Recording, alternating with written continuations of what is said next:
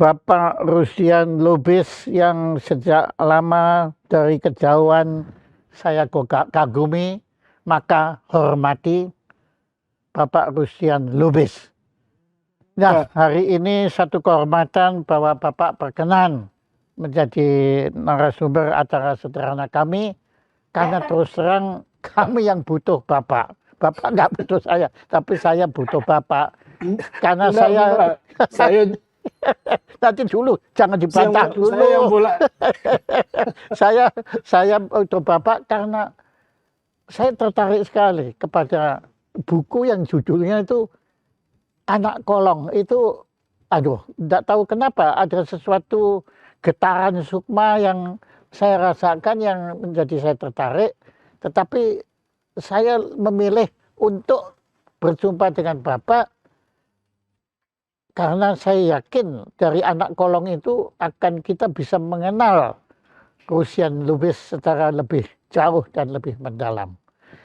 Kami persilahkan, waktu kami serahkan ke Bapak Rusian Lubis. Nah, kalau sekarang Bapak mau bantah-bantah saya, silakan. Pak, mohon maaf ini gambar saya freeze Pak, tapi suaranya kedengaran enggak Pak? Kedengaran, Oke ya, oke ini udah kedengaran, sekarang ya. kedengaran bagus, bagus Iya, sekali.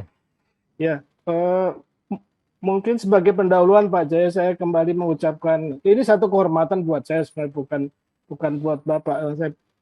Eh, saya sudah sering mengikuti acara Pak Jaya dan sangat menarik, sangat informatif, tapi juga sangat santai itu yang saya senangnya di. Jadi eh, kenapa saya menulis buku itu, Pak? Yang pertama mungkin sedikit ada bukan koreksi, tapi penjelasan mengenai Anak Kolong. Waktu saya melihat gambar yang dikirimkan ke saya ilustrasinya, itu ada foto saya, kemudian di belakangnya adalah gambar urban, ada gedung, ada jembatan, segala macam. Maaf ya, itu maaf ya. Tidak apa-apa, Pak. Sengaja tidak saya koreksi, Pak. Iya, bagus sekali, bagus sekali. Jadi saya pikir Anak Kolong yang sering dibayangkan orang adalah anak yang tumbuh di bawah jembatan atau di bawah itu atau di kolong jembatan.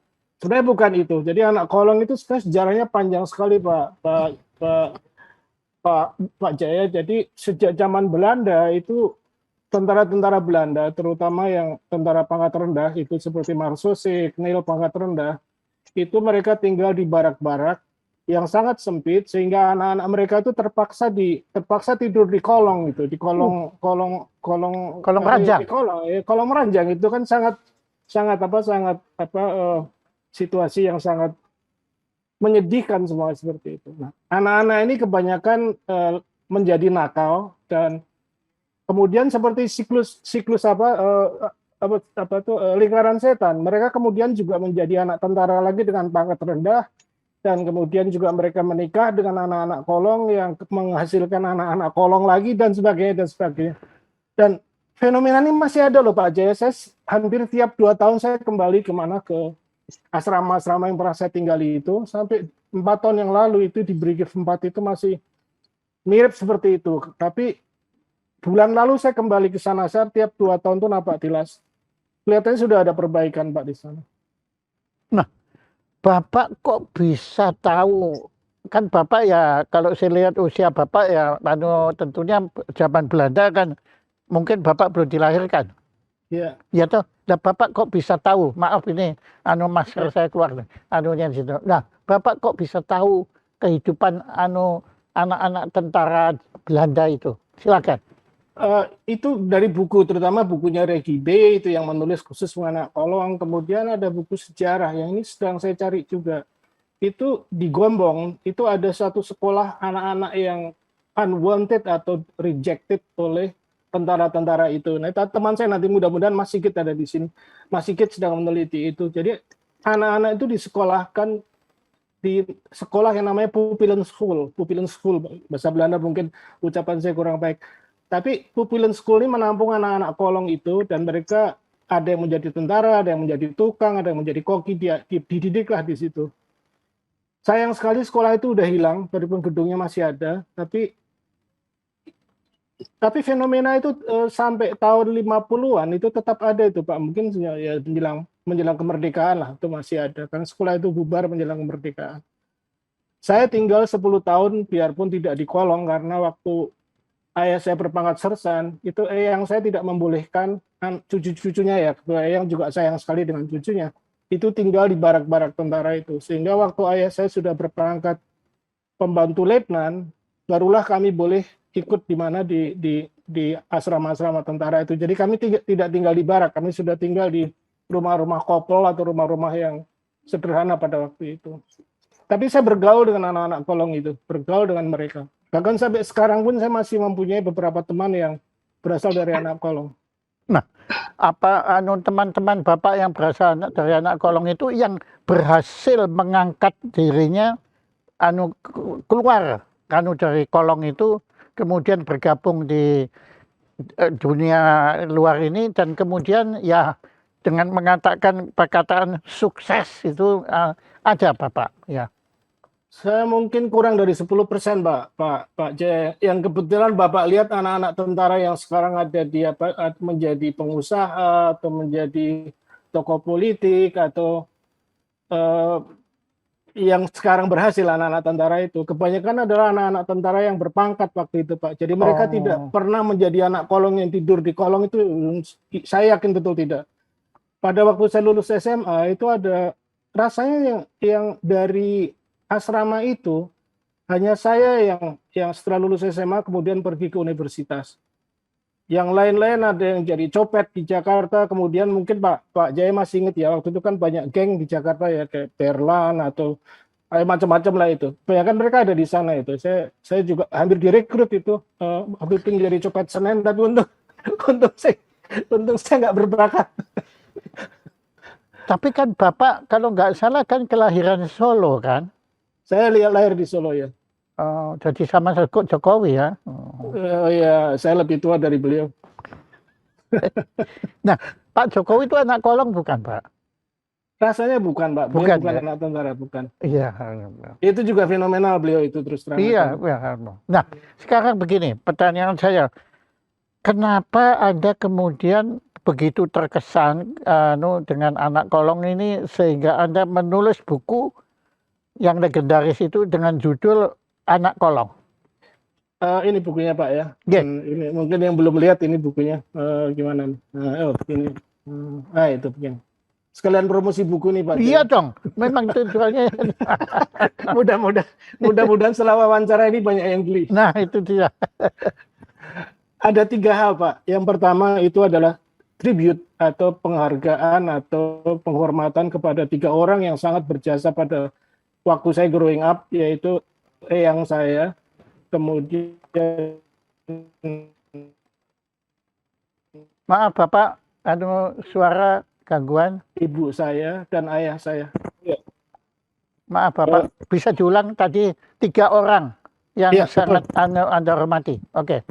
Yang pertama tentunya adalah eyang saya. Beliau seorang otodidak yang sekolahnya mungkin ya sekolah nggak lulus sekolah di zaman Belanda, mungkin sekolah dasar Belanda, tapi beliau banyak menguasai sejarah, sastra, terutama sastra, buku-buku klasik dan buku klasik Jawa ya, tembang-tembang, kakawin dan sebagainya. Loh, maaf, Bapak Anda orang Batak juga? Ayah saya saya ceritakan ayah saya. Ayah saya itu dari keluarga Lubis yang tumbuh di Sumatera, asalnya dari daerah Mandailing ya, daerah Panyabungan. Tapi kemudian bapak saya itu ikut berjuang di Sumatera Utara sana, umurnya masih 14 tahun, ditangkap oleh Belanda, tapi karena terlalu muda, tidak dibunuh atau dihajar, tapi direkrut menjadi knil. Nah, waktu jadi knil dibawa ke Jawa, kemudian menurut cerita ayah saya itu nggak pernah cerita, yang cerita malah ibu saya. Jadi, bapakmu itu mencuri senjata cukup banyak, kemudian diberikan kepada TRIP, Tentara Republik Indonesia Pelajar waktu itu oleh Pak, pernah jadi menteri dulu siapa namanya, itu menteri pendidikan dulu, orang Solo juga. Nah kemudian ayah dikejar oleh Belanda, kemudian dilindungi oleh eyang saya yang punya perusahaan batik. Eyang itu seorang yang nasionalis tapi tidak terlalu quote-unquote radikal, beliau masih seorang pengusaha batik. Nah ayah disimpan di situ menjadi tukang lorot, mungkin Pak Jaya tahu yang lorot tuh ngorok batik gitu loh. Oh iya. Ya, jadi ibu saya waktu itu masih mahasiswa di Jogja, kemudian pulang liburan ketemu ayah saya, ini siapa tuh tukang lorot kok rupanya lumayan ganteng katanya. Ya sudah, kemudian pacaran. Akhirnya malah ibu saya nggak jadi sarjana waktu itu. Beliau pulang. Beliau angkatan Pak Umar Khayyam waktu itu. Jadi ya sudah, kemudian saya lahirlah di situ. Nah, setelah di Solo sekitar 8 tahun, itu periode pertama saya tulis di keratonan itu. Itu saya sampai umur 8 tahun. Tapi karena dimanja sekali oleh eyang saya menjadi sangat nakal. Jadi eyang bilang, ayah saya bilang, ini anak ini kalau saya tidak bawa ke asrama, si Ian, panggilan saya Ian. Si Ian ini bisa jadi bajingan katanya, sudah dibawa ke asrama. Diajar disiplin, digebuki, dia udah seperti anak-anak kolong itu yang kita dulu sarapan kopel rem itu, mungkin Pak Iya, Jaya iya, ingat iya. kopel rem, itu ingat kayak betul. Popor. Itu. Nah, Oke.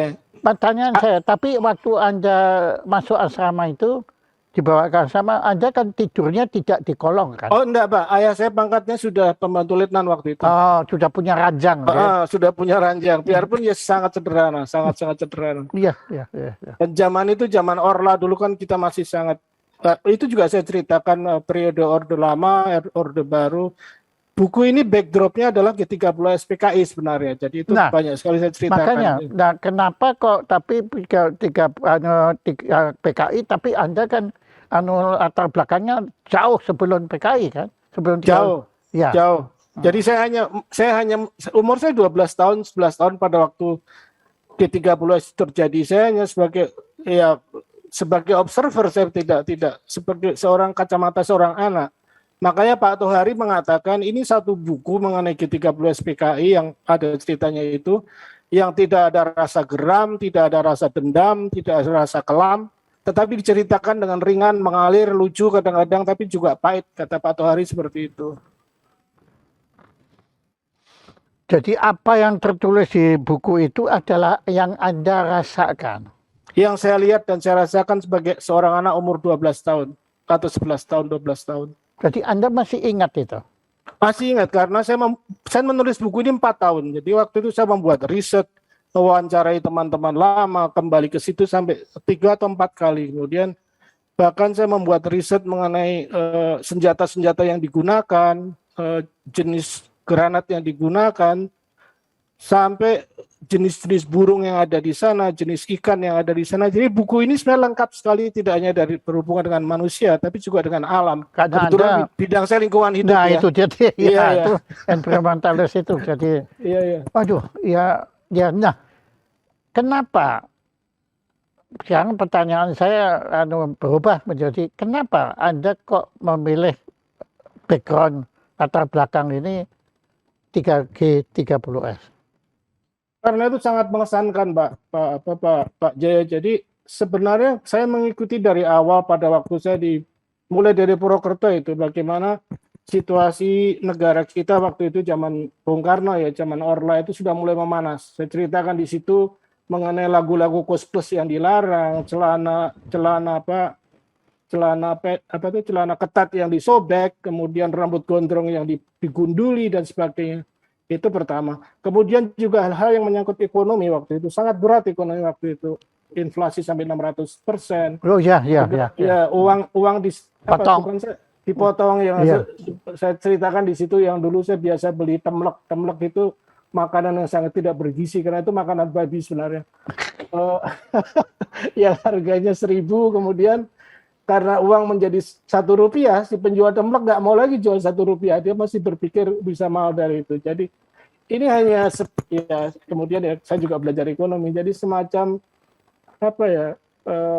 pengalaman-pengalaman yang sebenarnya sangat pahit dan menyedihkan, Pak Jaya. Tapi karena saya anak-anak itu tidak pernah saya rasakan. Kami tetap aja gembira. Celana cuma 2, satu untuk sekolah, satu untuk di rumah, itu pun tambalan. Baju satu untuk sekolah, satu di rumah. Kalau bajunya lagi basah ya kita nggak pakai baju. Tapi kok gembira betul tuh hati kita tuh. Betul Pak. Ya. Sekarang kok banyak anak-anak yang bajunya bermacam-macam tapi nggak gembira. Nah, mungkin nggak punya pilihan juga. Ya. Nah, kemudian Pak Lubis menulis itu semua. Kemudian sambil menulis, apakah Anda dari awal sudah tahu buku ini akan menjadi seperti apa, atau buku ini berkembang waktu Anda melakukan penelitian? Oke. Ini a good question. Jadi begini Pak, buku ini saya tulis sebenarnya saya mulai dari waktu saya di Manila. Jadi waktu itu saya menjadi vice president level di Manila. Karena saya di sana membujang hampir 5 tahun, pada waktu weekend itu saya kadang-kadang dalam tanda kutip banyak waktu luang dan kesepian. Golf kadang-kadang, tapi karena saya nggak suka dan saya pemain yang sangat buruk. Sebenarnya handicap saya cuma 2 Pak Jaya. Distance and direction, jadi kacau balau kalau saya main. Ya Bapak lumayan kacau balau. Saya malah mukul aja nggak bisa Pak. Udah, oke. Kemudian saya mulai menulis. Jadi saya cicil buku itu. Saya tulis berdasarkan pengalaman. Dan saya punya 3 buku. Buku yang pertama ini saya menulis dengan perasaan, betul-betul perasaan. Karena yang saya ingat itu adalah eyang saya, ayah saya, dan ayah saya. Pertama kali sulit saya menulis itu, tapi begitu satu episode itu tertulis, rasanya kayak banjir aja itu, kayak air bah aja Pak itu. Iya, saya mengerti. Iya, itu sampai kaget saya itu. Ada satu episode namanya In Memoriam yang saya selesaikan hanya dalam waktu 1 malam. Itu dengan menangis karena saya ingat 3 orang itu, 3 orang, ayah, ibu, dan eyang saya itu. Oke, yang itu emosional. Kemudian sangat emosional. Oke, ya. Bagus, terus lanjut. Kemudian saya lanjutkan setelah saya kembali, setelah saya pensiun dari Asian Development Bank, saya lanjutkan dengan membuat riset. Saya datangi kembali lokasi-lokasi itu, saya wawancarai teman-teman lagi, saya mencari mengunjungi sungai-sungai yang tempat saya mancing dulu dan sebagainya. Jadi buku ini sebenarnya back and forth, kadang-kadang masa lalu, kemudian sedikit masa depan, sedikit masa sekarang, dan seperti itu, bolak-balik. Jadi kalau pernah ditanyakan ini, Yan, bukumu ini masuk fiksi atau non-fiksi atau apa? Jawaban saya 30% fiksi, 30% non-fiksi, 40% nonsense. Saya suka yang nonsense itu. Banyak nonsense. Karena apa sih sense? Ya nonsense itu malah lebih jelas. Iya, banyak nonsense di situ. Aduh, bagus sekali, pengakuan yang sangat indah. Gitu. Oke, nah terus yang bagian ketiga? Yang ketiga itu,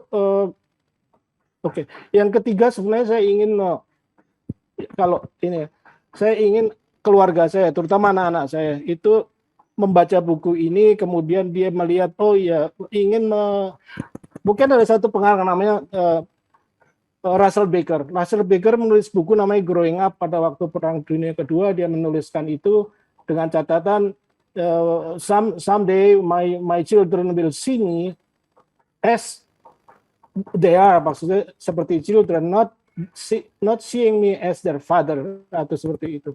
Jadi saya juga berpikir seperti itu. Saya ingin melihat anak-anak saya melihat saya seperti dia atau mereka waktu growing up itu.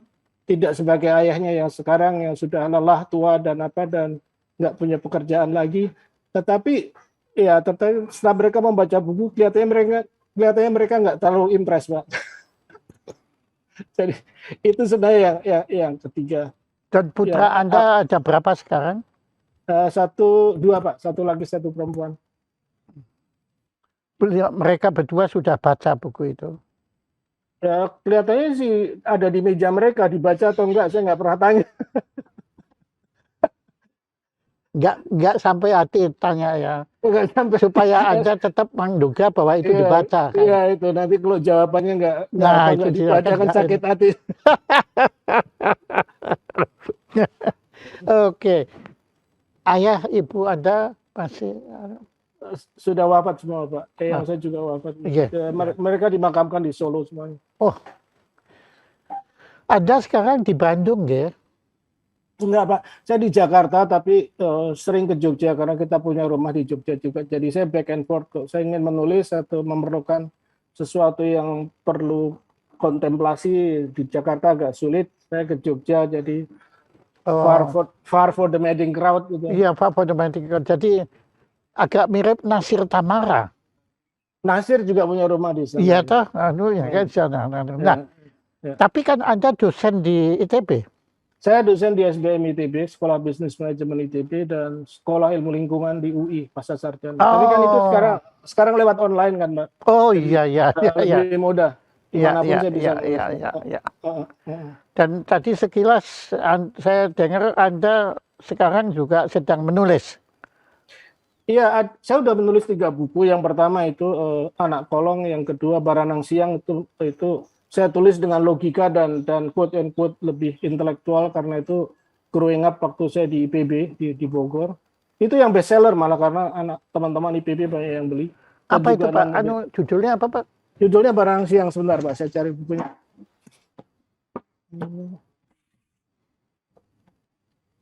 Ini yang versi sorry, ini yang kelihatan gimana caranya. Ya, ini gitu. Yang versi lama ini Baranang Siang. Jadi ini mengenai growing up saya di IPB. Jadi setelah saya dari Gombong, SMA saya di Gombong. Makanya saya ini pasang ini Gombong jadi wong Gombong ini. Jadi Baranang. Ya, kemudian apa Pak? Nah, Baranang Siang. Ini nama jalan, Pak. Oh. Baranang Siang itu bahasa Sundanya artinya, bahasa Jawanya beranang, mungkin Pak Jaya tahu ya. Beranang matahari terbit, beranang. Iya, beranang. Jadi Baranang Siang itu beranang sebenarnya. Pak, itu jalan di mana, Pak? Jalan di Bogor, Pak. Di Bogor. Iya, kampus IPB itu. Oh iya, IPB ya anunya. Loh, Bapak waktu itu mengajar di IPB? Enggak, saya mahasiswa di sana, Pak. Oh, mahasiswa malah? Iya. Apa? Yang pertanian. Ini buku ketiga. Ini gimana nih? Ini buku yang saya suka ini, dan ada teman saya yang mengatakan nanti gimana? Oke, kelihatan Pak, namaku Donsu. Ini namanya Ponsu Mewar. Mewar tuh sebenarnya memoir tapi menjadi mewar, sengaja saya tulis apa mewar gitu kan. Mewar. Ini pan itu. Ini mengenai riwayat seekor kucing yang mati.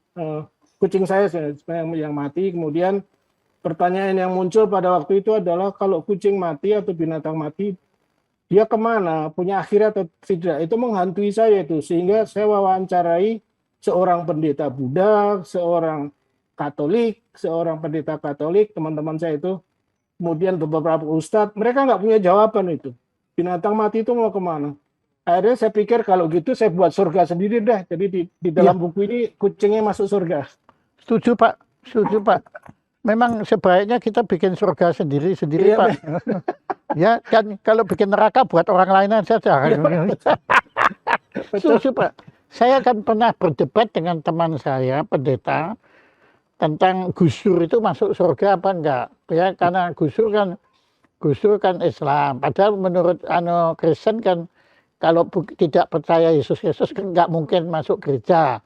Dan menurut saya kok monopoli begitu ya, masa neraka kok surga kok dimonopoli orang Kristen. Padahal saya Kristen ya. Tapi kan kasihan dong Gus Dur.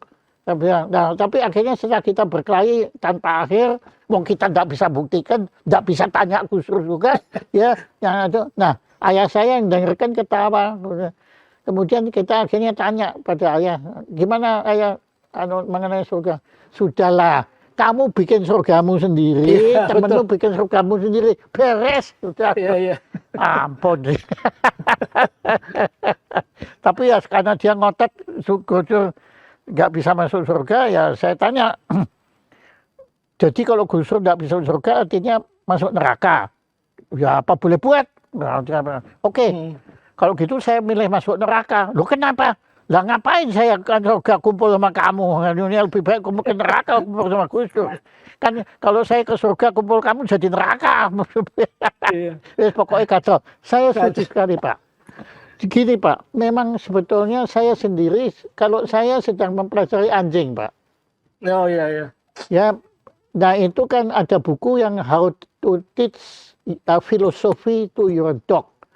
Ya itu ditulis apa gitu namanya saya lupa. Cuma saya bikin buku, bukan buku tapi naskah How I Learn Philosophy from My Dog.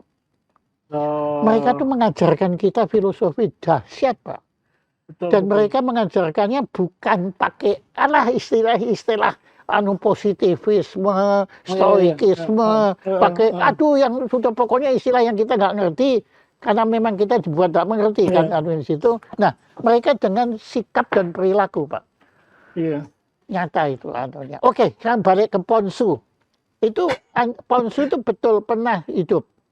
Iya, itu kucing kami, Pak. Kucing kami yang kita temukan di keranjang sampah, kita pelihara, kemudian mati kena kena ginjal. Dan Ponsu itu beruntung karena dia cuma satu di antara beberapa, mungkin kurang dari 20 kucing yang menerima stem cell. Kok Itu kan bisa? ya, Ceritanya gimana? itu pengobatan yang sangat mahal. Kebetulan teman saya, ya, dia sudah meninggal, namanya Profesor Dondin Sayuti, seorang sahabat baik, seorang Buddhis yang baik. Dia yang mempunyai teman di Wake Forest University yang sedang mengadakan percobaan untuk memperbaiki ginjal-ginjal kucing yang sudah rusak dengan stem cell. Jadi itu dari disuntikkan gitu. Tapi karena si Ponsu ini sudah stadium 4, dia sudah tidak bisa ditolong lagi ginjalnya. Jadi mati di situ.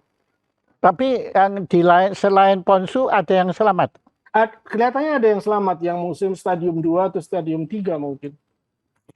Jadi Bapak meyakini stem cell itu berfaedah.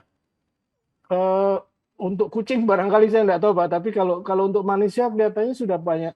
Saya bukan ahlinya, tapi kelihatannya sudah ada beberapa yang berhasil itu. Tapi tentu saja sangat mahal itu. Ya, itu ya antara lain kan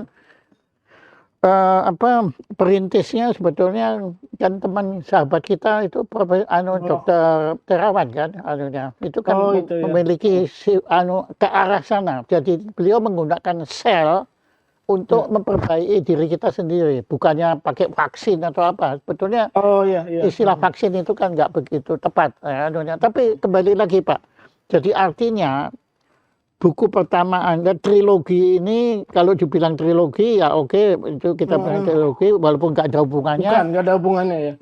Tapi kan yang menulis sama. Menulis sama ya. Ya otaknya sama kan situ. Otaknya sama. Nah, kalau gitu buku pertama itu lebih menjuruskan ke sejarah. Boleh dikata demikian, Pak.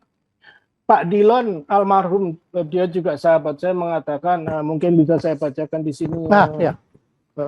Katanya Pak Dillon nih, memoir ini mengambil kisaran masa yang kritis secara ekonomi dan politik menjelang 30 September 1995 dan setelahnya.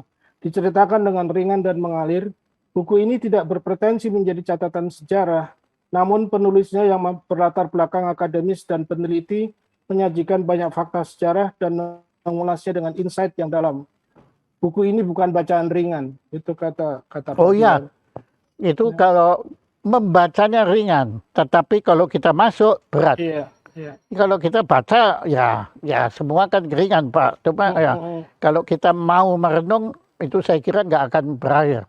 Iya. Nah kalau gitu buku yang kedua itu apa? Kalau Anda menilai itu sebagai apa? Kalau yang ketiga menurut saya spiritual.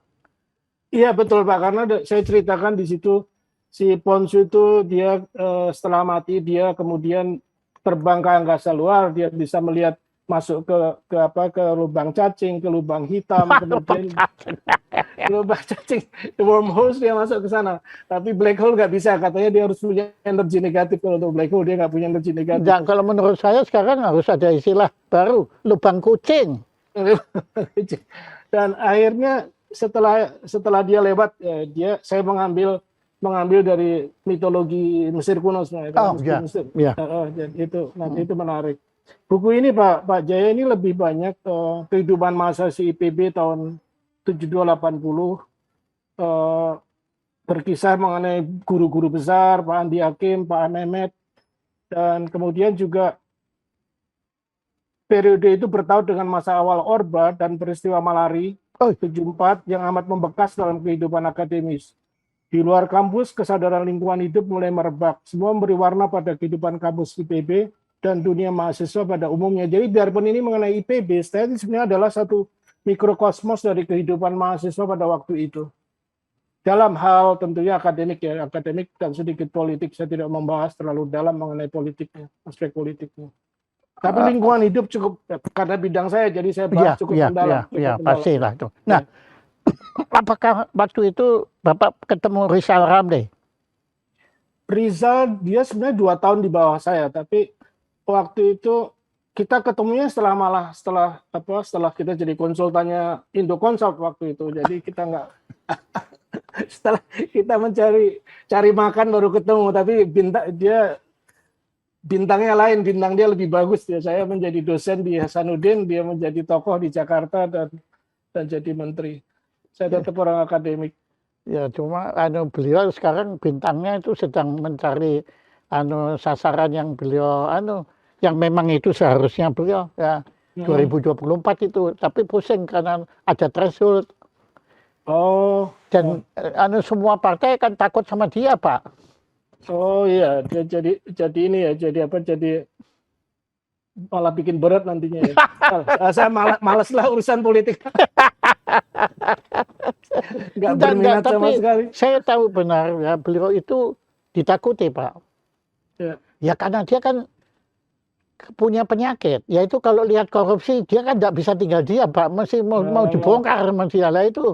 Nah itu susahnya di situ, Pak, itu dia anakronis. Iya, anakronis. Oke, nah kita kembali lagi di situ. Tapi tadi sekilas Anda menyatakan bahwa buku Ponsu itu buat Anda paling suka. Tadi Anda menyatakan. Silakan. Saya tidak sadar itu, Pak. Jadi waktu ada teman ini, saya tidak katakan namanya, tapi teman baik dan dia mengatakan begini. Buku Anda yang pertama itu lebih structured, lebih rigid, lebih quote and quote research, berdasarkan research. Buku yang kedua not so much about research, tapi lebih kepada mulai santai yang kedua itu. Tapi Ponsu itu betul-betul dia have a very wild imagination, katanya. Anda mendobrak semua yang tidak umum. Misalkan kucing mati masih hidup, bisa masuk lubang cacing, bisa masuk black hole, ketemu dengan dewa-dewa Mesir kuno. Seperti itu kan sama sekali yang imajinasi yang bebas sekali. Dan pada waktu saya menulis itu memang saya akui, saya merasa nggak ada beban itu. Karena kucing dalam hati saya, kalau saya nulis yang mengenai sejarah, kalau saya salah kutip atau salah tahun, orang bisa protes kan. Tapi kalau ini kan nggak ada yang protes. Apalagi sudah mati kan. Apalagi sudah mati. Tapi Bapak baca tentang kucingnya Schrödinger. Di buku ini ada, Pak, saya ceritakan mengenai Schrödinger. Jadi, coba Bapak petik. Ya, sini tertarik saya. Ya, itu Schrödinger tuh sangat menarik ceritanya. Bentar, ini di halaman berapa ya kucing Schrödinger? Mungkin karena Jerman ya, Pak, jadi tertarik ya. Enggak. Kalau saya malah nggak tahu kalau orang Jerman. Tapi saya tahunya, loh ngapain kok kucing? Nah itu nanti ada kaitannya karena kemudian itu kan menimbulkan perdebatan mengenai kuantum. Iya, jadi betul. Jadi ini sebenarnya agak panjang. Saya ceritakan aja yang pendeknya Bapak. Yang pendeknya aja. Jadi ini saya campur-campur ini dalam itu juga ada Bhagavad Gita Seloka. Oh iya, Bhagavad Gita. Ya ampun, aneh ya. Anda ini kelihatannya kita tuh ada frekuensi yang mengaitkan kita. Saya itu Bhagavad Gita itu. Nah nanti kita bicara Bhagavad Gita. Sekarang ngomong kucing. Saya bacakan, Pak. Jadi gini, setelah si Ponsu ini dia bermain di perpustakaan, saya di perpustakaan. Ponsu menjawab dalam bahasa kucing. Kata Schrödinger, selama ruangan masih tertutup, kucing itu bisa mati atau hidup atau mati dan hidup. Jadi bisa mati atau hidup, dead or alive or dead and alive. Kita tidak akan tahu sebelum ruang dibuka. Tapi kalau ruang dibuka, kita akan mengacaukan percobaan ini. Itu. Jadi si Ponsu berkata itu pada si Pak itu saya. Sayang sekali Pak tidak bisa memahami jawaban ini. Aku bukan kucing bodoh. Sekali lagi, fisika kuantum tidak asing bagi kami bangsa kucing. Einstein sangat tidak suka paradoks fisika kuantum yang pertama kali dikemukakan oleh Niels Bohr dan Heisenberg. Dia sampai berkali-kali, apakah bulan eksis hanya karena seekor tikus melihatnya? Kata Ponsu, Mr. Einstein, Anda tidak hanya salah, tapi juga mendiskreditkan kami bangsa kucing. Bulan tidak eksis lantaran tikus melihatnya, tetapi karena kucing yang melihat. Jadi mata kucing itu kan agak ada aneh matanya itu Pak. Jadi ya kucing melihatnya. Apakah si rambut acak-acakan pengisap pipa itu tidak membaca puisi W.B. Yeats, The Cat and the Moon? The cat went here and there, and the moon spun around like a top. And the nearest scan of the moon, the creeping cat, not the creeping mouse. Look up. Itu jadi bulan berubah dan cahayanya memancar atau meredup sepanjang jalan. Seperti partikel yang berpindah-pindah di situ di sini, bulan juga bergerak dengan anggun menurut orbitnya. Hanya mata kucing yang bisa menangkap, bukan mata tikus. Perubahan-perubahan itu sebab retina mereka juga berubah-ubah menurut intensitas cahaya. Jadi ini betul-betul ini kucing Schrödinger dibahas oleh Ponsu ini ya di dalam episode itu. Bapak terpengaruh oleh Tom and Jerry nggak?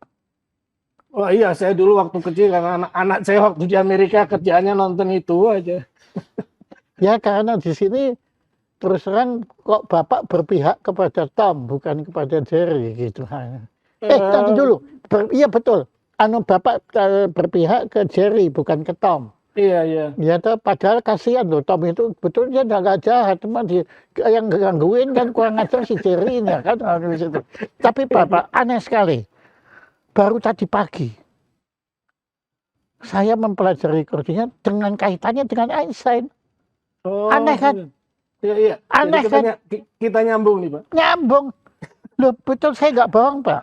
Iya. Baru tadi pagi, saya kan setiap hari kan otak saya ganti terus kan. Iya. Ini ya tadi pagi kebetulan kok saya terperangkap di dalam ini kuantum dengan kucing yang Schrödinger dan bahkan kemudian Schrödinger kan pernah menulis buku What is Life.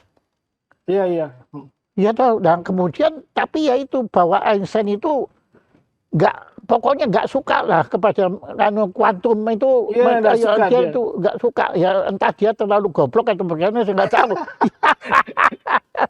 Ya dia kan dengan Niels Bohr kan berkelahi yang dahsyat sekali kan. Iya. Dan kadang-kadang yang saya sedih itu saintis itu kurang ajar loh Pak. Kalau berkelahi mereka itu serius. Personal. Iya, personal betul. Jahat. Dan mereka karena pinter, jadi mereka cari penghinaannya itu pinter Pak. Iya, betul. Aduh. Ya seperti seorang yang menemukan kodok Pak, yang mukanya buruk sekali, saya lupa namanya. Itu dinamakan dengan nama familinya Buffo. Buffo itu nama musuhnya Pak. Jadi nama lawan atau nama musuhnya. Jadi dikasih nama ke kodok yang mukanya jelek sekali. Oh by the way Pak Jaya, teman-teman di Freeport menemukan seekor kodok hijau katak pohon yang kemudian katanya bagus Pak, cantik dan hijau dan bagus. Diberi nama saya Littoria lubisi. Apa? Littoria lubisi. Jadi apa itu? Lubisi nama kodoknya Pak. Wih, keren banget itu. Namanya itu udah keren. Jadi nama saya immortalized menjadi nama kodok sampai binatang itu punah nanti. Oh lubisi. Lubisi ya. Ya ampun ya. Sayang bukan, kalau saya kan nama saya itu kan Simbolan, namanya Simboloni gitu ya. Nanti mungkin kalau ada virus saya kasih nama Simboloni. Oke, Pak. Saya tadi waktu Anda bacakan, saya terkesan sekali. Begini. Ada rencana atau mungkin sudah diterjemahkan? Buku yang pertama itu waktu itu Profesor Francis Palmos dari profesor sejarah dari Western Australian University datang ke Jakarta, ketemu saya, dia terkesan dengan buku ini. Kalau nggak salah Ibu Kartini Nurdin dari Obor yang memberikan ke Profesor Palmos. Dia ingin terjemahkan itu karena buku ini mengingatkan dia pada satu buku yang ditulis oleh seorang anak Vietnam, judulnya The Sound of Wars. Nah, itu mengenai perang Vietnam dari kacamata seorang anak kecil. Tapi Profesor Palmos kemudian mengatakan, waduh Rusdian saya sibuk, saya kena penyakit ginjal dan dananya juga nggak cukup. Jadi saya sedang mencari sponsor lagi nih, siapa yang mau menerjemahkan buku ini. Ya Pak, karena begini, ya terus terang kan sampai sekarang kan belum ada penulis kita yang dapat Nobel. Waktu itu Pramudia sudah dicalonkan, cuma waktu itu kalah pengaruh sama Jerman, waktu itu Günter Grass yang Ya, Pinter mengalahkan Joseph. dia. Nah, kemudian dan menurut saya Nobel itu sama aja Pak, mereka subjektif lah. Ya, Iya, karena bagaimana kita bisa menilai suatu mahakarya seni yang ini lebih bagus dari itu kan nggak bisa Pak. iya, iya betul. Ya Itu itu kan matter of estetika yang sangat subjektif kan adanya situ. Tapi itu dan cultural juga Pak, sangat cultural dan juga. sangat kultural dan sangat politikal juga. Iya, iya betul betul. Ya kan itu kalau Anda perhatikan semua yang Rusia yang menang itu kan semua yang melawan Rusia Soviet Iya, Union kan. iya, iya, iya. Kalau Kayak si kalau yang nggak ngelawan kan nggak nggak benar. Nah tapi menurut saya kategori untuk buku Anda ini pindah lain. Anda itu punya keindahan tersendiri. Menurut saya sebaiknya Pak memang ya Bapak berjuang sampai nanti ada yang menerjemahkan itu dan nanti cari penerbitnya Pak yang ada hubungannya ya biasanya ada dua kekuatan kalau nggak ke Oxford ya ke itu iya, ke apa yang paling itu Oxford ya iya, itu nanti linknya itu ke sana deket Pak iya, karena iya. menurut saya Anda berhak terima Nobel itu. Ya Yang betul benar. Pak saya nggak mau kosong ya. Saya sudah beberapa kali berusaha mencalonkan tokoh-tokoh yang saya anggap itu gagalnya saya bukannya karena itu tokoh yang saya anukan tidak bermutu, tapi karena aksesnya nggak ketemu. Iya, Ya dengan segala hormat, Aung San Suu Kyi apa sih? Ya apalagi kalau sudah sekarang melihat apa yang beliau lakukan di kan, iya, iya. ya. Sangat, sangat mengecewakan. Nah makanya ya di situ, tapi beliau berhasil kenapa? Karena suaminya profesor di Oxford. Iya, iya. Situ Pak, ya. Iya, kalau Pak Jaya bisa bantu ya saya matur nuwun. Oh, Tapi saya begini Pak, nanti kalau Bapak sudah terjemahkan dan ya, tentunya kemudian Bapak juga perlu satu manajer yang memarketingkan iya, itu. Nah, nanti kalau sudah banyak review-reviewnya itu Bapak kumpulkan aja, saya bisa iya, hubungkan. Karena iya, dulu itu waktu Pramudia itu saya ya waktu iya, itu saya masih terlalu muda, saya belum ada apa-apa, tapi saya tahulah itu di situ tuh masalahnya bukan soal mutu Pak, tapi ya iya, apa istilah insya Allahnya itu besar Pak. Ya itu iya. situnya. Tapi nah sekarang ini Bapak masih ada rencana menulis buku lagi. Sebenarnya sudah ada satu draft eh, itu saya tuh nulis buku tuh saya nggak tahu genre-nya apa, saya pokoknya nulis asal saya tulis saja. Iya Jadi Pak, saya sudah. nggak punya tuh genre tertentu apakah ini novel, fiction atau ini saya nulis pokoknya apa yang ada di hati saya tulis. Iya, tulis saja Pak. Ya, yang satu draft yang sudah saya selesaikan itu namanya menjelajah tanah para nabi itu perjalanan saya ke Israel, ke Wih, Palestina, ke Jordan dan ke ada pernah Mesir. ke Palestina. Pernah Israel tuh saya criss crossing itu mulai melacak jejak Isa Al-Masih atau Yesus itu. Oh iya, tapi kalau Israel oke. Tapi Ya, Palestina pernah. Palestina pernah, Pak. Tentunya ke Masjid Aqsa dan kemudian ke beberapa tempat. Biarpun sangat terbatas. Saya ke makam Ibrahim yang di mana di apa itu kok bisa lupa namanya. Aduh, ya Ada ini siapa yang ya? hilang juga ini. Hilang juga ini betul. Saya ke situ. Iya, tapi saya tahu, ya. Tapi Hebron. Hebron, betul Hebron, Pak. Aduh, ya. Tapi waktu mau melintas ke daerah konflik di Gaza, saya nggak boleh masuk. Saya juga nggak bisa masuk ke sana karena waktu itu ikut grup, jadi nggak mungkin saya masuk di Palang-Palang. Tapi yang saya tulis adalah ada ya di samping Muhammad Pak ya itu kan karena saya Islam. Ada dua nabi yang betul-betul sangat mengesankan saya. Yang pertama Musa tentunya Moses dan yang kedua adalah Isa Al-Masih atau Yesus. Ini dua tokoh yang sangat menarik. Saya nggak ingin membuka perdebatannya, tapi apakah ini sejarah ataukah? Tapi ya karena saya orang Islam ya saya percaya beliau adalah para nabi. Tapi kalau kita lihat memang kitab-kitab suci itu bukan kitab sejarah. Mudah-mudahan nanti, mohon maaf kalau salah. Misalkan Musa itu punya 3 tempat penyeberangan yang saya lihat, dan mereka semua mengaku ini tempat penyeberangannya dia, tapi tidak ada bukti konklusif bahwa itu tempat penyeberangan. Oke. Contohnya juga kemudian makamnya di mana? Itu ada yang dikatakan di Gunung Nebo, ada di tempat lain dan sebagainya. Yang menarik itu makam atau petilasannya Harun itu ada 5 tempat saya kunjungi. 4 atau 5 tempat Dan terus terang ya ini saya nggak yakin. Bahasa Jawa mengatakan ada petilasan, ada makam. Kalau itu mungkin petilasan, tapi makam itu adalah makam di mana jasadnya itu dimakamkan, itu tidak terbukti ada di mana.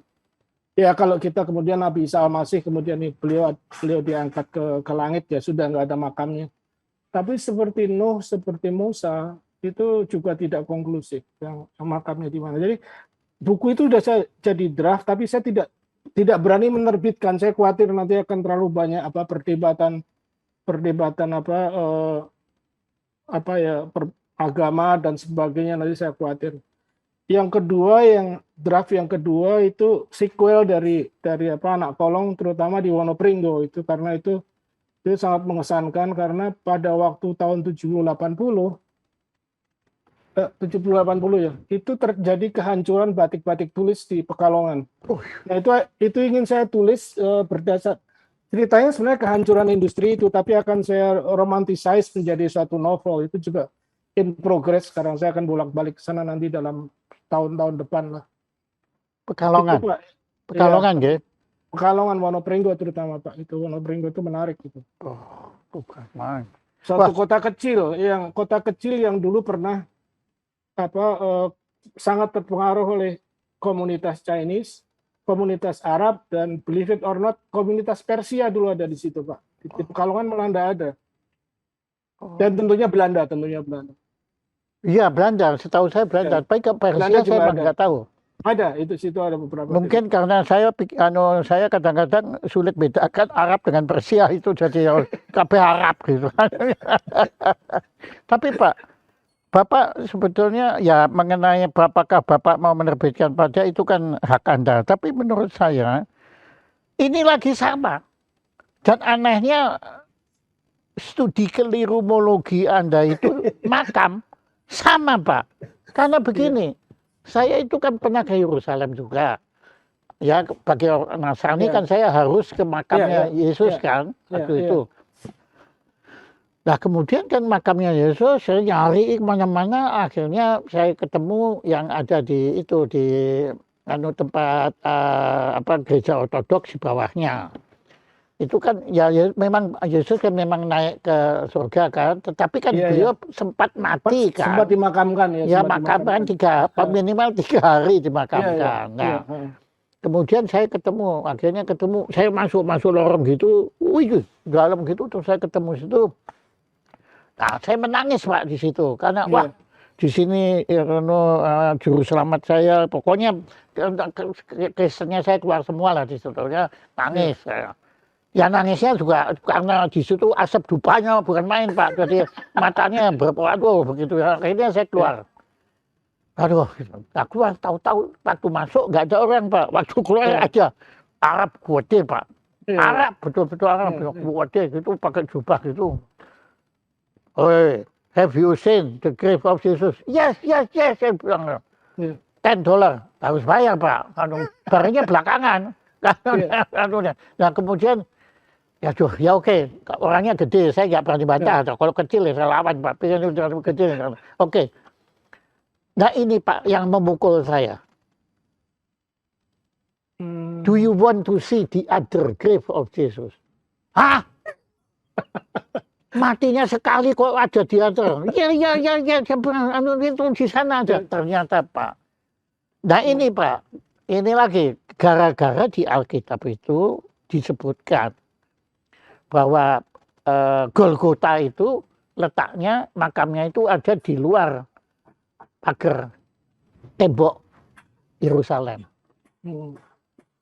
Lah tembok Yerusalem itu 7 kali dihancurkan Pak. Iya. Kita tidak tahu yang mana ya anunya.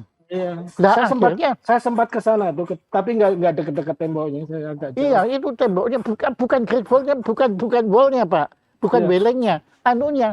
Apa yang kelilingnya? Iya, yang kelilingnya. Iya. Bentengnya gitu loh. Nah, itu yang Katolik, padahal saya Protestan, yang Katolik bilang itu ada di dalam. Nah, makanya mereka bangunnya di dalam. Nah, Protestan bangunnya di luar. Nah, saya malas Pak. ke sana. Nanti saya dimintain $10 lagi, habis uang saya udah. Jadi Bapak aneh. Dan yang satu lagi di masjidnya di Damaskus. Iya, iya. Ya itu wah ada di sana kuburan kepalanya Yohanes. Yahya. Iya, Yang iya. itu yang dipenggal oleh Raja Iya, Herodes iya, itu. iya, Ya toh? iya. Wah, saya juga. Nah ternyata Pak di Petersburg ada lagi. Ya kepalanya banyak Pak. Wis mbuh. Ya, Tapi ya, aneh kan, Bapak itu urusannya makam. Ya saya juga urusannya makam Pak. ya oke, kalau di Jawa juga banyak petilasan. Sunan Oh ya. Bonang itu ada beberapa tempat itu, tapi makamnya ada yang aslinya ada, tapi yang lain petilasan. Ya udahlah, Ya, makamnya. ada yang lucu itu yang itu keterlaluan itu yang orang mengatakan nggak tahu di Israel dia ada satu kepala kecil, tengkorak kecil. Ini tengkoraknya Nabi Musa katanya. Loh, kok kecil? Iya, Waktu ini masih tengkoraknya kecil. waktu masih kecil. Ya, itu saya pernah lihat di Pasar Yai di Semarang, kepalanya Trunojoyo Pak. Ya sama, dia bilang gitu, loh kok kecil? Lah ini kan waktu masih kecil. Loh aneh kan? Kita menghadapi lelucon yang sama juga kan habis itu.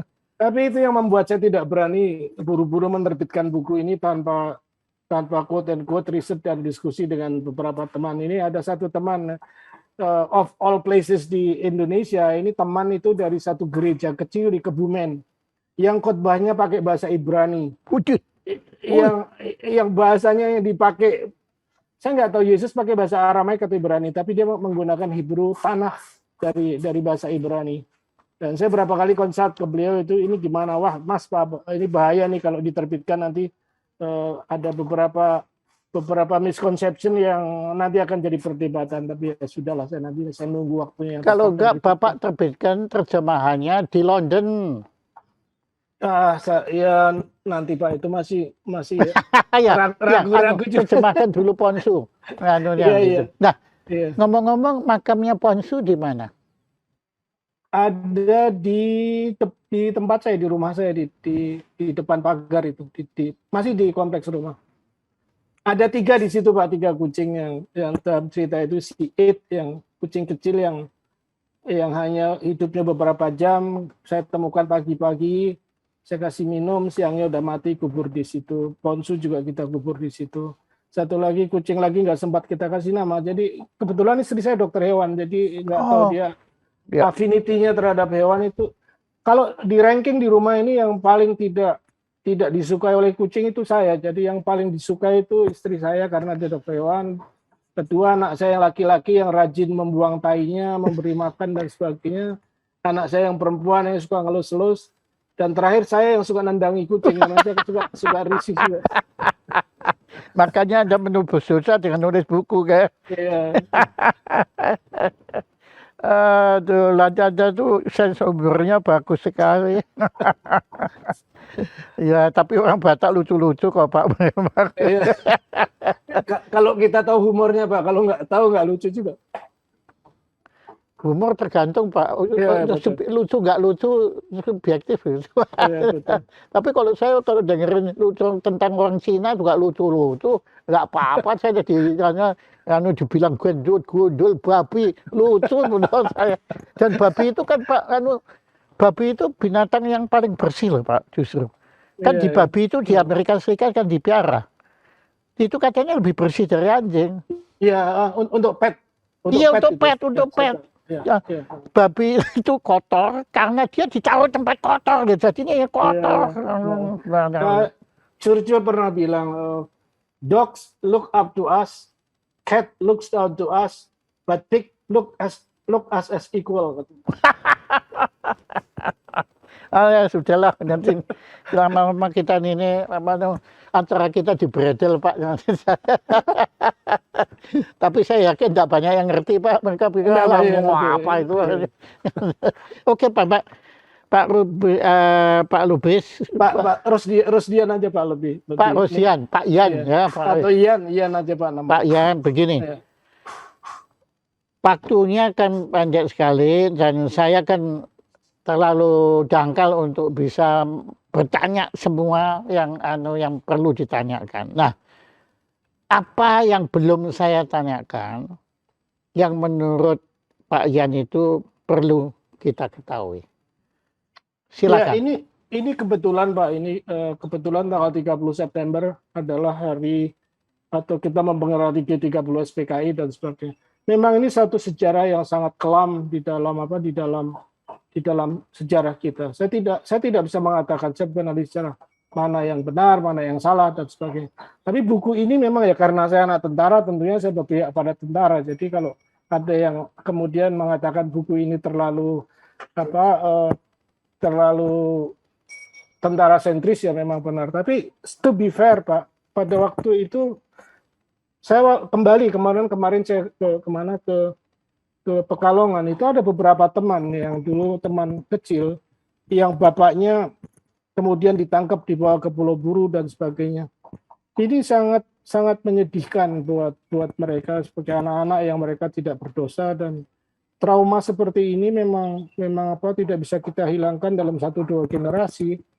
Tetapi mudah-mudahan generasi kita berikutnya bisa lebih melihat situasi ini dengan lebih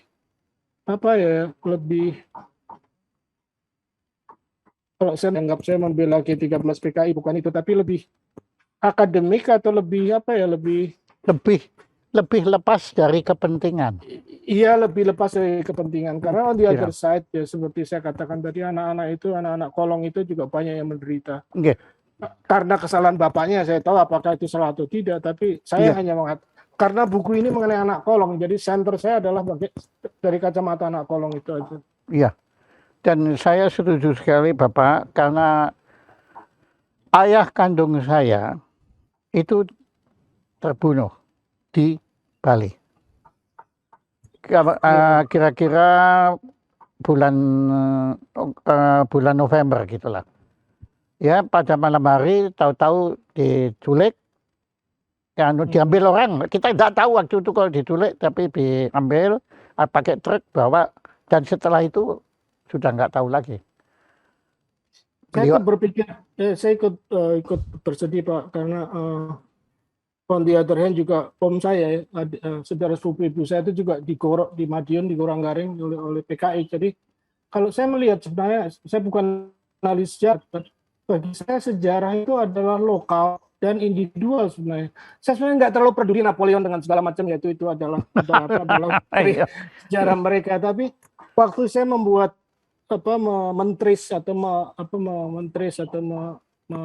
menapak tilas mengenai dalam kaitan dengan buku Anak Kolong ini, itu sejarah itu betul-betul sangat personal, sangat individual, dan sangat lokal itu. Jadi, iya Pak, kita mengkondem atau itu rasanya agak susah juga, saya pikirkan itu. Iya. Mengkondem dari dua pihak ya, yang bapaknya PKI dibunuh, mengkondem pemerintah ini ya, dan sebaliknya dari yang sini yang mengkondem PKI, menjadi baur. Jadi saya juga agak takut sebenarnya kalau saya salah ngomong di sini, tapi someone has to make it clear, itu yang saya setuju Pak. Tadi makanya saya bilang, ya tentu sebagai anak kan saya berhak untuk dendam Pak. Iya. Tapi saya bingung Pak, dendamnya kepada siapa? Iya. Wong saya nggak tahu yang ngambil ayah saya siapa, yang membunuh ayah saya siapa. Saya cuma bisa sekarang, bahkan ya, yang lebih celaka lagi kan katanya tentara, ya toh? Iya. Tapi tentara. Pak, yang menyelamatkan ibu saya benar, betul. Itu tentara semua Pak. Betul. Jadi ya gimana? Masa saya mesti benci tentara? Ya, apakah saya harus benci komunis? Lawang komunisnya waktu itu bukan yang ngambil ayah saya pasti. Jadi saya setuju dengan Bapak, itu anak kolong itu sebetulnya lagi-lagi Anda dengan saya ini punya suatu cara berpikir dan cara merasakan. Mungkin cara merasakan ya, berpikir nggak penting. Ini kita harus pakai perasaan bahwa di sini memang ya sudahlah. Ya masa lalu itu oke, kita pokoknya yang itu memang harus diingat, tapi bukan untuk dendam Pak, tapi untuk menyambut masa depan yang lebih baik. Iya, iya. Ya toh, mari kita berhentilah saling membenci. Ya jangan Iya. malah diulang lagi, dibenci lagi. Nanti kan dulu benci, ya sekarang benci. Lu gimana sih? Iya. Ya kan nggak akan berakhir, Pak. Nah, Dan makanya itu berlaku pada kedua belah pihak, Pak. iya, makanya saya setuju sekali bahwa Bapak itu setelah itu menulis ini, kemudian menulis Ponsu itu. Ya sebetulnya nanti arahnya penyelesaiannya lebih banyak di Ponsu. Ya itu teman-teman saya yang mengatakan itu, yang mengatakan itu tulisan kreatif dan sangat membebaskan, karena apa yang kita anggap mengenai hukum alam atau hukum norma-norma itu ditabrakin seenaknya Iya, aja, dan dia menjadi iya. bebas. Jadi Bapak nggak punya kepentingan di situ. Ada Iya, lagi iya. kan, kalau yang ada Bapak harus hati-hati atau Ya. jangan melukai Ya, yang ini. ya, Kalau ya. itu kan ya Ponsunya nggak tersinggungan kok dia. Iya, iya. Nggak sensitif, nggak sensi kan itu kan. Ya, Ya. itu mungkin saya lihat setelah nulis kucing, mungkin saya ingin menulis mengenai tikus got, karena selama ini saya benci tikus got, tapi saya pikir-pikir mereka punya kehidupan juga itu. Nah ya Tom and Jerry tadi Pak. Tom and Jerry. Tom and Jerry tadi itu yang kurang ajar kan betulnya Jerry, tapi yang disalahkan Tom terus. Tom terus. Pak Jan Lubis, saya tidak punya apa-apa Pak Jan Lubis. Oh ya, tolong tetap itu tolong diterjemahkan Pak, ya. Dan tolong tolong Ponsu diterjemahkan kemudian menurut saya dari 3 buku itu yang mungkin menginternasional Ponsu Pak. Iya, iya, teman-teman saya juga banyak bilang gitu. Karena itu universal di situ. Nah, oke.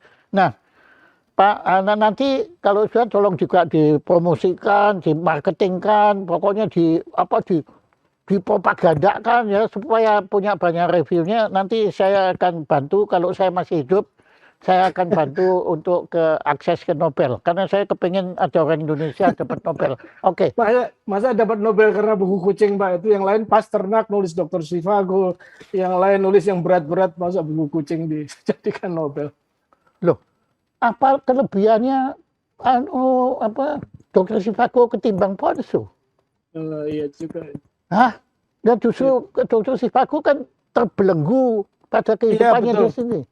Iya, iya. Nah, Ponsu kan sudah sampai ke Einstein sekarang, ngapain? Ya itu lebih berat. Tapi sayangnya saya bukan yurinya Pak. Yurinya nanti saya pengaruhi dah. Kalau ada yang kenal. Ya, matur nuwun Pak Jaya. Ini saya nggak punya apa-apa. Pak Rusian Lubis, saya matur nuwun. akan kirim ke Anda. Untuk ya Anda mau ditaruh mana silakan Anda ya itu, tapi satu kehormatan buat kita bahwa Anda menjadi narasumber acara sederhana ini. Ya matur nuwun Pak Jaya. Matur nuwun. Saya panggilnya Suhu biasanya ya. Suhu ya itu kan Anda gangguin saya. Enggak kalau matur nuwun kan Jawa.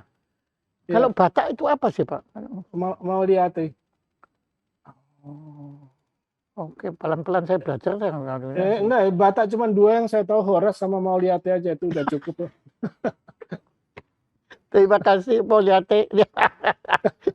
Terima kasih. Tepuk tangan untuk Rusian Lubis. Ayo, Pak.